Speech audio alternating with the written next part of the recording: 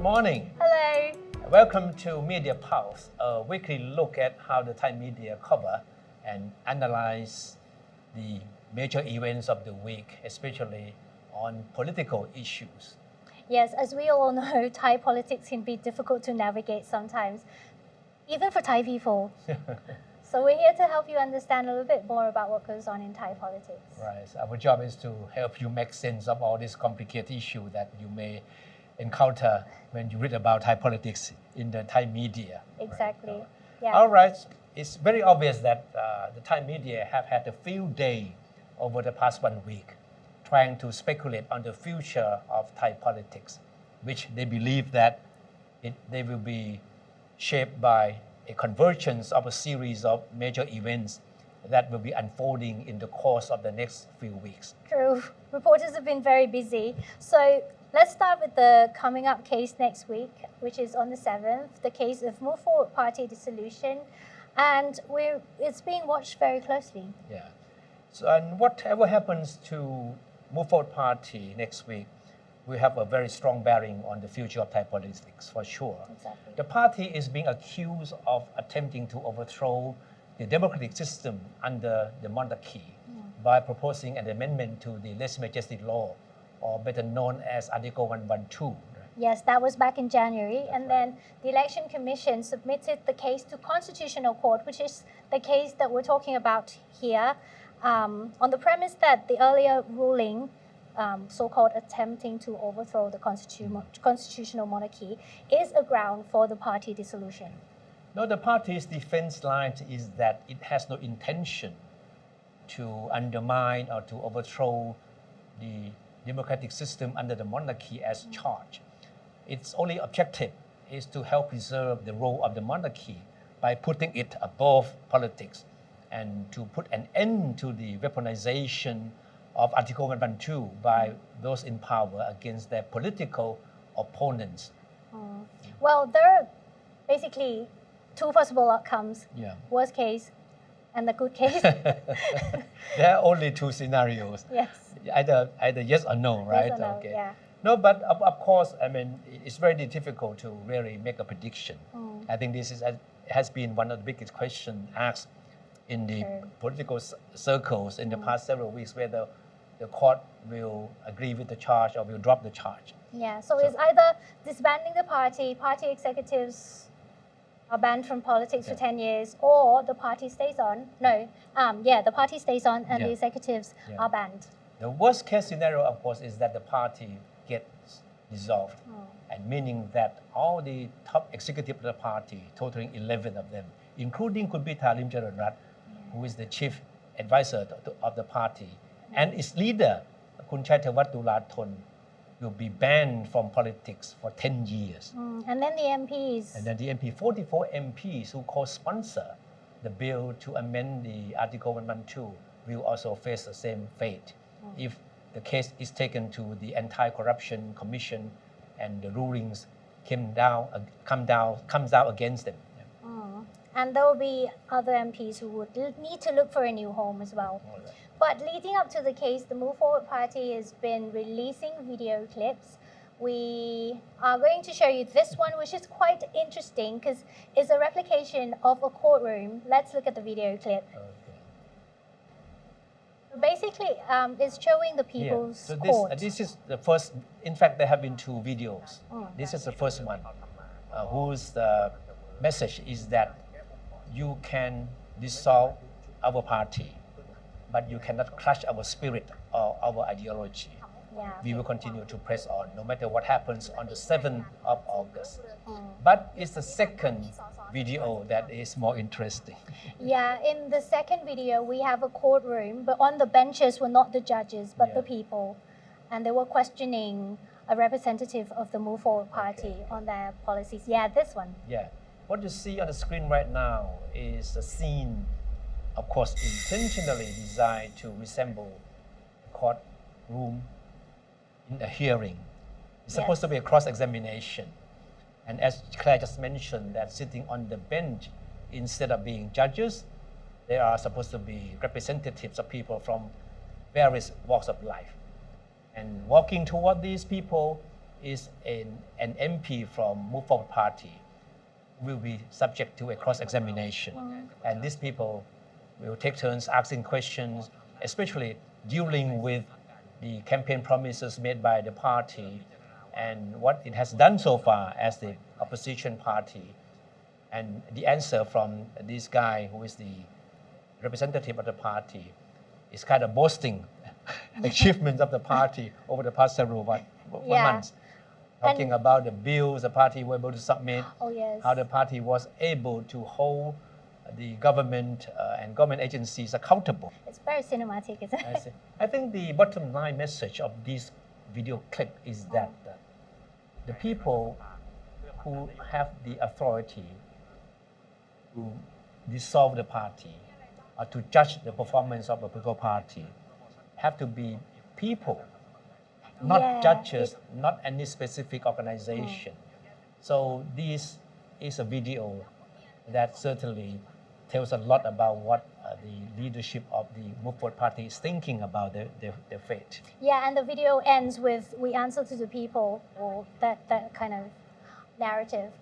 So let's take a look at what the headlines has been saying about this film. Basically, we've got one from Bangkok Biz News, and I'm going to translate the headlines for you in English. So it says, Move Forward releases the second clip to galvanize or gather support before the Constitutional Court decides on party dissolution case. We've got another one from Than Setakit. It says, Move Forward releases a clip. If they're to be disbanded, then their ideology lives on. But other media outlets also have different interpretations of the two clips. Some describe the clips as being an act of defiance, and others say that the Move Forward Party are using the clips in order to stir up public emotions on the eve of the court ruling. And of course, the Move Forward parties have a lot of friends in the media and also a lot of enemies in the media as well.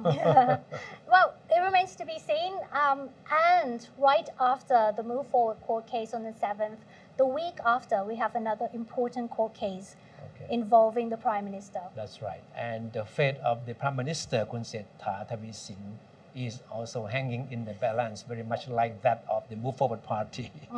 So this time is a constitutional court case as well.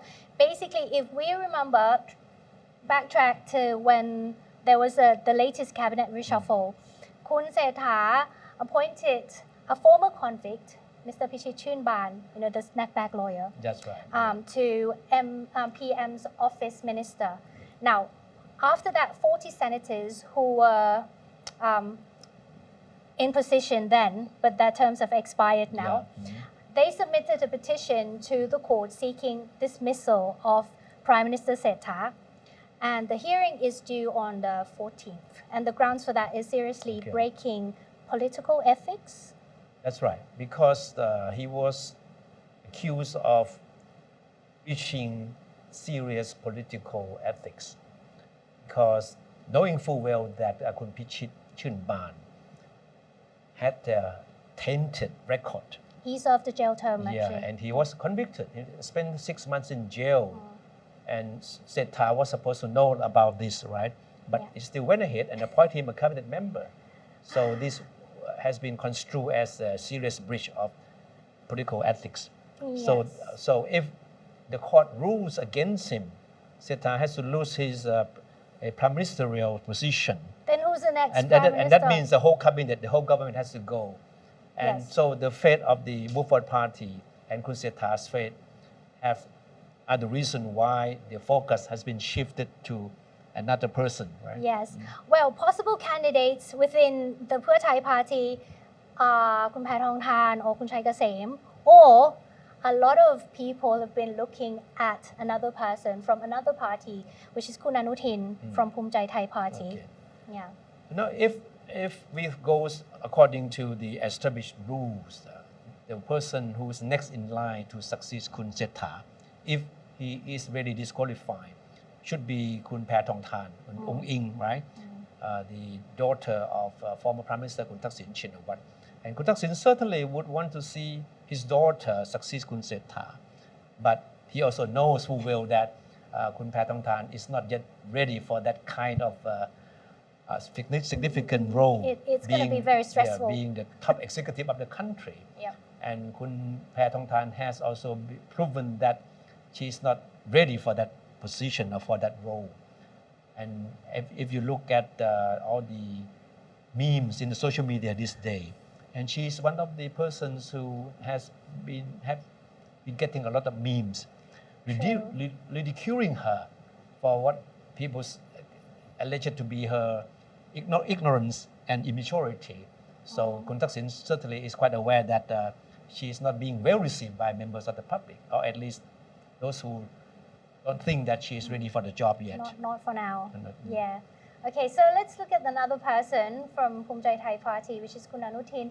We have this, he's been quoted, he's been followed around by reporters quite a lot recently. And there was this conversation between him and a reporter who was questioning him. In fact, he has been questioned on a daily basis as to whether he's ready to take the reins from Prime Minister Srettha or not. And of course, Kun Anutin has to be very careful in answering these very sensitive questions. But something he said on Thursday very caught the attention of the media. This phrase here on the screen, Somphorn Pak. So what happened on that day? Well, basically, a reporter questioned him if there's a political accident with Prime Minister Srettha, the speculation falls on him. So is he going to become the next Prime Minister? Hint, hint. And then he says, Somphorn Pak, I wish it comes true. It can also mean that may it be as you said. Yes. Because in Thailand, when you wish people good luck or say good thing to them, they would say Somphorn Pak. I hope you won the lottery. Yeah, Somphorn Pak. Okay, right. So this is quite uncharacteristic of Kun Anutin, because in the past he would be very evasive. He would say, "Oh, I don't want to answer this question. It's still too premature, and let's see what will happen next." But by saying that Somphorn Pak, or may it be as you said, certainly has opened. It might reflect his political ambition in a way. No, but you have to admit that Kun Anutin is a good example of the old school Thai politicians being unassuming, modest, and always hide your ambitions. Even though deep down in your heart you want that coveted post very much, but you wouldn't say it out loud. Right? He's low key. He's very low key. So who is Anutin? Let's talk about his profile very briefly. His nickname, Kuno,ก็คือ Mouse. Yeah. His father was a former politician, a former interior minister, Chawlat Chanvirakul. His father also founded an engineering and construction company. He's got a degree in engineering from the US. And he was with Thai Rak Thai before. That's right. Yeah. A member of the 111, house number 111. And then him and Kun Newin, who's his close friend, formed Phumjai Thai Party. And recently, Kun Anutin has been best known for his support on cannabis liberalization. And the relationship between him and Kun Newin is very close.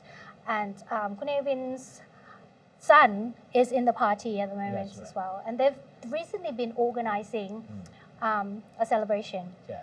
Now, Kun Anutin is a very prominent politician, but who also tries to keep a very low profile. And this could be a formula for his political success, being modest, but being a real kingmaker. Because his party is the second biggest partner of the coalition, and he is in a position to bargain for any things that he and his party want, and the Pheu Thai Party, which is the core of the coalition, would find it hard to refuse.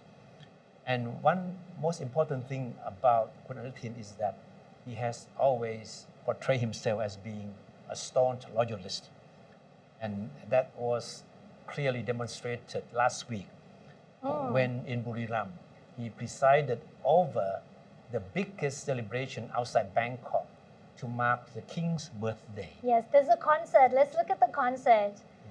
It would be good if we can have the sound as well. So he's been conducting an orchestra and playing saxophone on stage.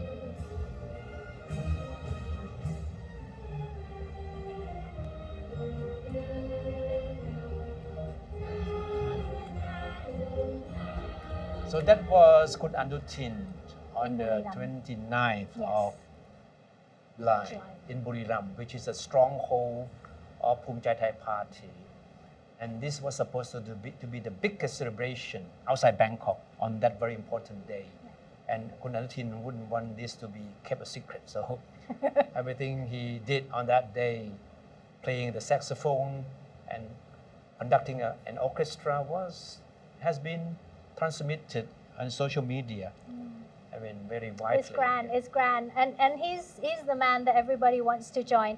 Basically, if the Move Forward Party is dissolved on the 7th, some have speculated that some MPs might try to join his party.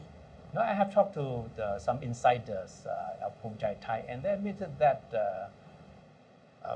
Kun Anutin's bargaining power would certainly be boosted if Thepchai Thai is able to attract sizable numbers of breakaway MPs from Move Forward Party if the party gets dissolved. Yeah. True. Of course, nobody knows for sure how many MPs from Move Forward Party Thepchai Thai would be able to attract. But party has the clout. It has the financial power, certainly, to draw in a lot more MPs. So this will be a big issue if something bad happened to the Move Forward parties with the court ruling.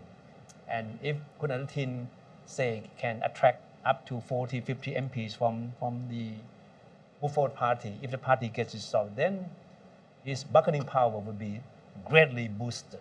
And he will be a much stronger kingmaker now. But he has been questioned by reporters before whether or not he's going to let people from Move Forward Party join his party. And then he says, "Mai ni krap, no." Well, he said no, but I don't know. But, and again, don't forget the fact that the majority of the members of the new Senate are said to be closely linked to his party, right? Even though the people so far have tried to avoid mentioning his party by name, only referring to it as a blue house. Right? The blue house. Blue is the The color color of of the the party, party, right? yeah. But we all know that more than half of the members of the Senate now belongs to the blue house, and that means that whoever owns the blue house will have control over what the Senate has to do, has to act in the future, right? True, but it doesn't mean that he has to rush. I mean, given his position now, wait and see. Okay. There's another case involving the courts as well. Yeah. This one leads to people collecting frequent flyer miles, maybe.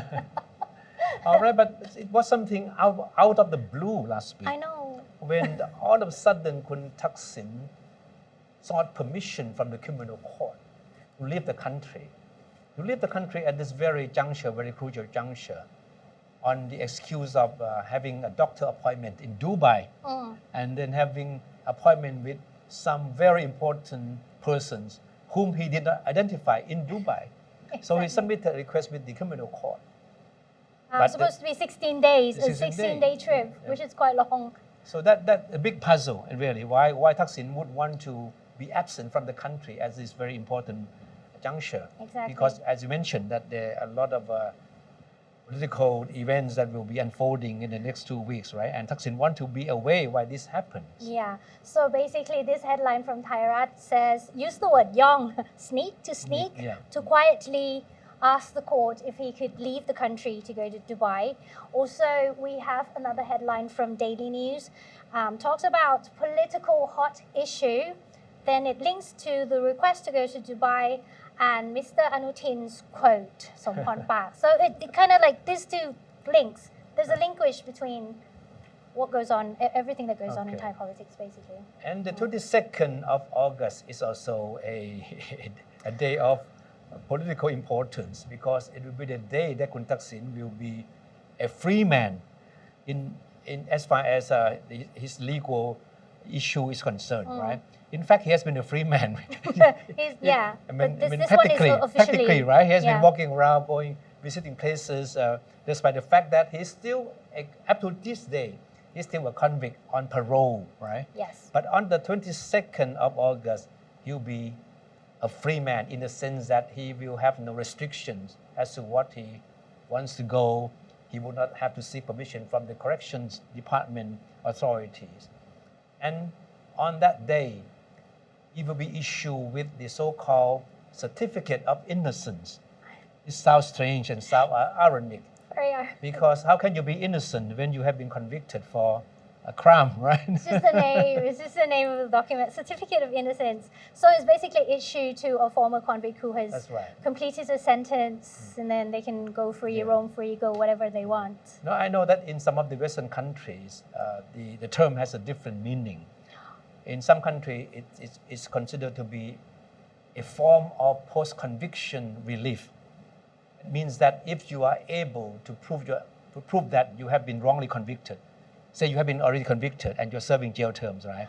And you have been able to overturn the conviction on the grounds that you have been wrongly convicted, then that makes sense. Either through appeals or any other means, yeah. then you'll be issued this certificate of innocence. That is the correct definition of the word innocent. Yeah. But in this case, I'm not sure. No. So this week we will leave you with a big puzzle for you to solve. Actually, there are one more case. So the 22nd is one case. Mr. Thaksin has 112 case as well. That's right. That's right. Pending. Of course, but don't forget that there is still a criminal case against Thaksin. He has been accused of lèse majesty. I mean, violating the law, the Article 112, in an interview with the Korean media outlet many years back. Yes. And he was alleged to have said something very offensive to the monarchy. And the case is still pending in court. Right? Yeah, the Attorney General decided to indict him this year. That's right. After he got back. Of course, I mean, Thaksin's request to leave the country has been interpreted in various sense by the various media outlets. But there seemed to be a kind of agreement among a number of media outlets about his intention. This media outlet talks about the possibility of Thaksin feeling something fishy going on, and that he may not be totally safe, and that to be on the safe side, he rather stay away from the country while all these complicated things needs unfold. To see his doctor. So, all right, we leave you with this puzzle as to what Thaksin is really after. And then we'll come back and try to get more information to answer, to resolve the puzzle next week then. So don't forget to join us next Saturday, same time. We'll see you then. Okay, thank you for watching. Have a good weekend.